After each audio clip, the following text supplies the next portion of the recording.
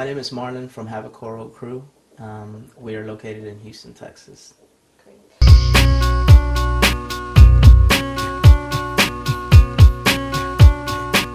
Hip-hop culture. To me, hip-hop culture is like it's a different perspective because my perspective is from like the immigrant perspective, and I'm not from the United States. My mom and dad are from different places, and I went to the United States when I was 10 years old. And the way I discovered hip-hop culture was it was hard in the United States because I had to learn English, and my main language was Spanish. And the first time I encountered hip-hop culture was I saw my friend try breaking, and he was horrible. He was horrible at breaking. But he was telling me, it's like, oh, it's breakdancing, and this is something that this is what everybody's into. And I was like, I looked at it and I was like, man, you guys suck. And then I saw a video called BBoy Summit 3, and that was the first time I think that I ever experienced like what hip hop was. Like the music was different, the way people talked was different, like the way they danced was different, and it was so beautiful. Like I knew that that's what I wanted to do, and so I devoted my life into it, and but it went from starting with breaking, and then I fell in love with the music, and then I discovered the art, and then I saw the MCs, and then from that I started writing, So I mean, like hip hop as a culture, culture. I discovered it maybe 5 years after I started breaking. So from learning breaking, it introduced me to what hip hop was, and that was very important for me because it wasn't only about breaking, it was about something more. And for the first time, especially in the United States, I was a part of something that was just something so different and so alive, And even though my friends were black and Mexican and Puerto Ricans and all different kinds of people, we were all related, and that was something that I think hip hop was something that made us family, So like Havikoro formed through just different dancing, different music, and Havikoro's history is house and freestyle dancing, hip hop dancing, and breaking. But before breaking was house and hip hop dancing, and that's what it was. And then breaking came later. So I started meeting all these people, and then from all these people, I got to listen to the music, and then like they showed me the art, and like I fell in love with it, and 12 years later, I'm still here,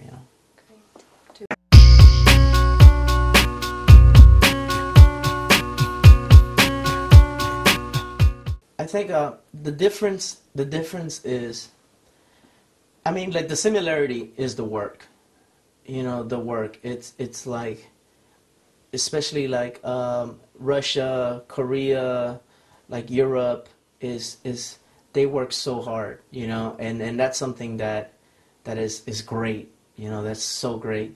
The difference is that I think in America is everybody is kind of like they know a little bit more on b-boying, as far as like they're not scared to make up an opinion about what it is, and I think the difference is like this.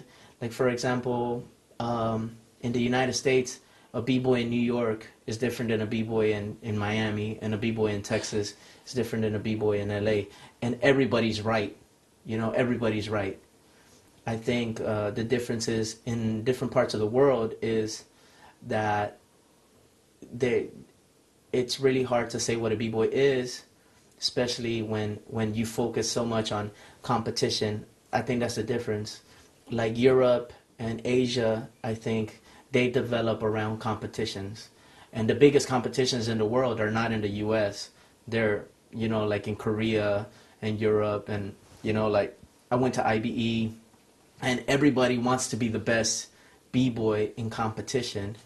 I think like that's the difference. The difference is that footage and YouTube and videos is is uh is showing people how to b-boy, but not other b-boys. You know, like in the United States, we teach each other, and we have the ability to teach each other and talk to each other. I think in Europe it's different because everybody wants to be the best, you know, and like Korea, everybody wants to be the best. But there's people that try to change that, of course. You know, it's not everybody, but for the most part, it's very competitive and it's very like competition, and it's big. It's big.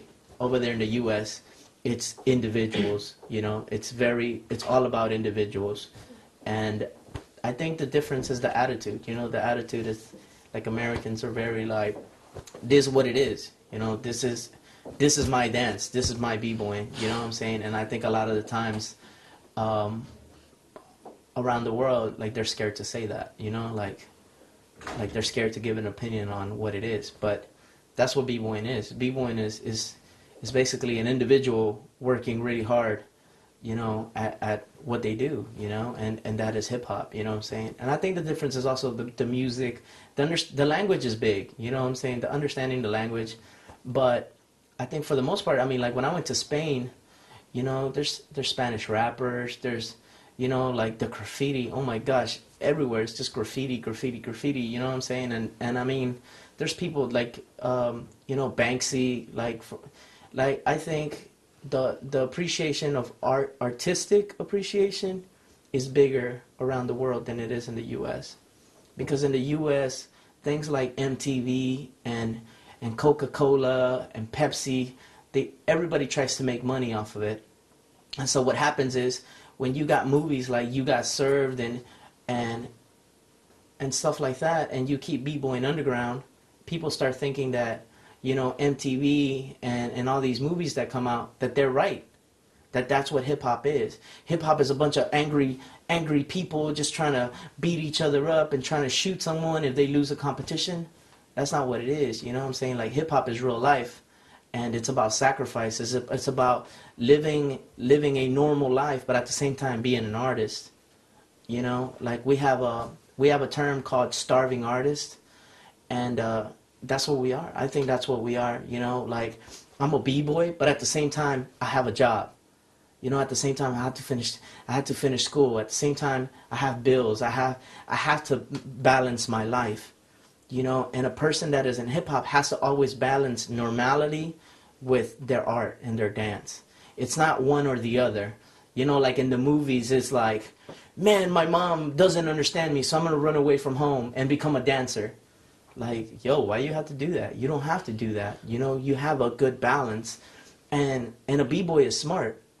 You know, a lot of the times, like, I hear b-boys say, oh, well, I don't have to go to school because I want to focus on b-boying. So you can do both. You know what I'm saying? It's like, right now, the people that represent hip-hop, you know, are the rappers, are the people that are on television, are the b-boys that are always at all the competitions. But what people don't understand is, like, these b-boys aren't making a lot of money. You know what I'm saying? And like, they're showing other kids, you know, other kids are looking at them as like, oh man, I want to be like this person, I want to be like that person. But you got to understand that there's a reality behind every person, you know, and that's the beautiful thing about hip-hop, that is so real. It's so real that everybody, what we have in common is struggle. You know, what we have in common is basically reality. And I'm a b-boy. I love b-boying, and I'm in Russia right now. But when I go home, I got to go back to work, and I got bills to pay, and I got an angry girlfriend, and you know what I'm saying? Like, I have a whole life, and I can't give up my life for this. This is a part of my life. You know what I'm saying? And I think the difference is that misconception. You know what I'm saying? Like, the U.S. b-boys are more, maybe a little bit more strong-minded. Like, when it comes to, like, no, this is what I'm gonna do. This is what I gotta do. And I think, like, in like Asia and Europe and stuff like that, like, they take it way too far. Like, in a sense of like, no, I want to do this. I'm gonna be a b-boy. Like, but they don't think about nothing else. You know, you got to think about other stuff, because if you get injured, like, that's it. It's over. You know, so it's very important.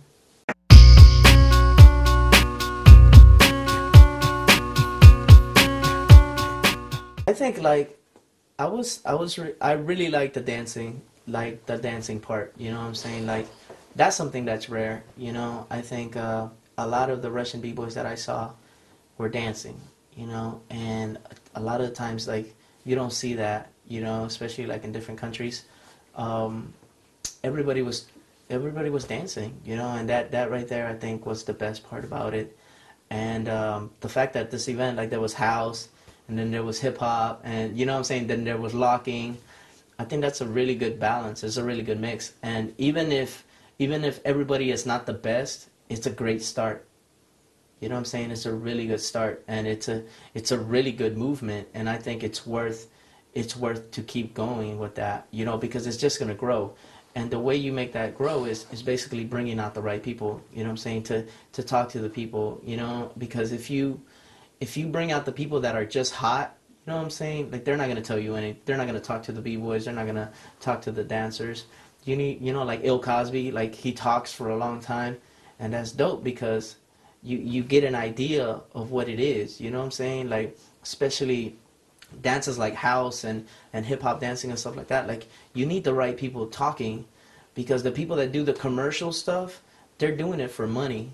You know what I'm saying? Like you can't bring people over here that are doing this for money, because they don't care about the culture. They care about making their money and then going to the next gig. You know what I'm saying? You're not going to learn anything from that. They might be able to give you 2 good rounds and be like, oh, that's cool, but then they have nothing to say. You know what I'm saying? The people that are the best for these things are the people that not only know their history, but aren't angry about it. You know, you need people that will show you like, okay, like, maybe this would be a better idea, or let's do this. You know, like the b-boys here, they're great. They're great. I think there's a lot of like pioneers right here that are doing really good, like Top 9, you know what I'm saying, All the Most. Like these b-boys are official b-boys, you know what I'm saying? And you know, I talked to Jan and Tony Rock and you know, these guys, and they got their heads right, you know, like especially like the way they view b-boying. But there's really good people here. And I think like they're going the right way.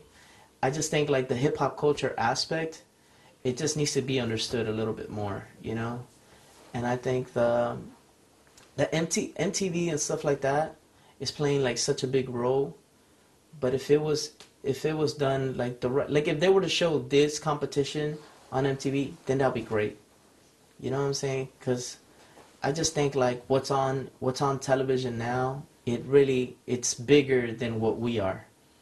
You know, so they're listening to Black Eyed Peas, they're looking at Justin Bieber, they're looking at You Got Served and Step Up and all these people, and that's hip hop.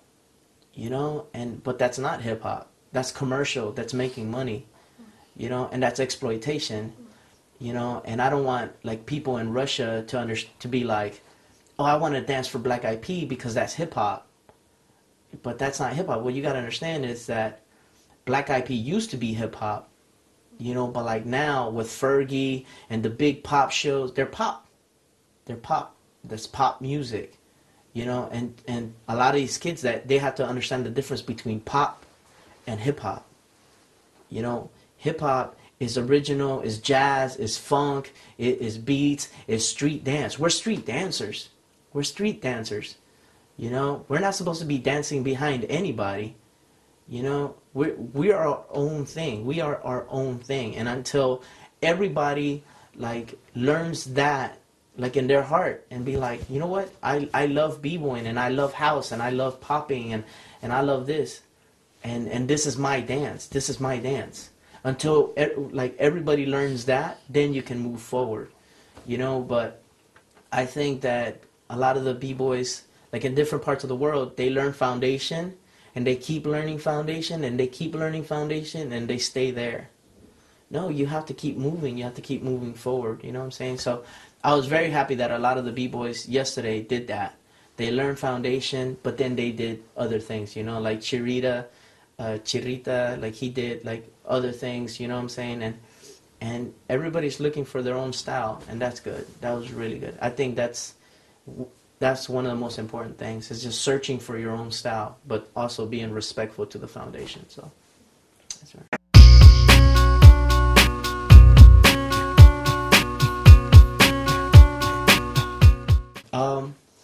I do creative writing, and creative writing is, I do poetry. I do poetry and performance poetry, and I do theater.